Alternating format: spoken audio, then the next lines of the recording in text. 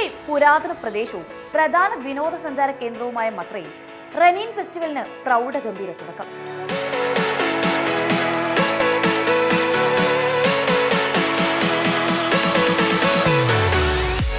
സാംസ്കാരിക സമ്പന്നതയെ ഉയർത്തിക്കാട്ടുന്ന ആഘോഷ പരിപാടികൾക്കാണ് ഒമാൻ ഇനിയും സാക്ഷ്യം വഹിക്കുന്നത്.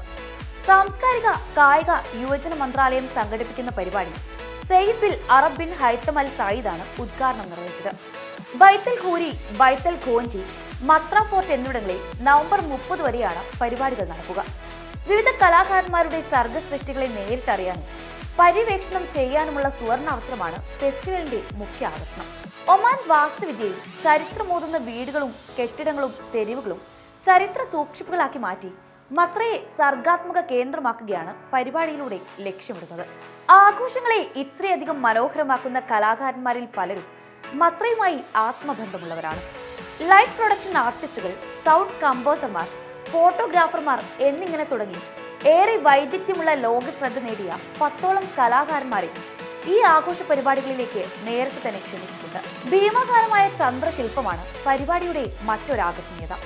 ഫെസ്റ്റിവലിലേക്ക് പ്രവേശനം തീർത്തും സൗജന്യവുമാണ്.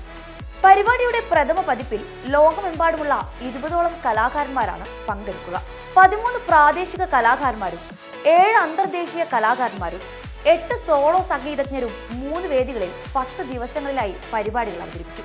കലാപരിപാടികളിലും പ്രദർശനങ്ങളിലും സുൽത്താനേറ്റിന് വിശിഷ്ടവും സമ്പന്നവുമായ പാരമ്പര്യമുണ്ട്. ഇത് ഉയർത്തിക്കാട്ടുന്നതായിരിക്കും റനീൻ പരിപാടി.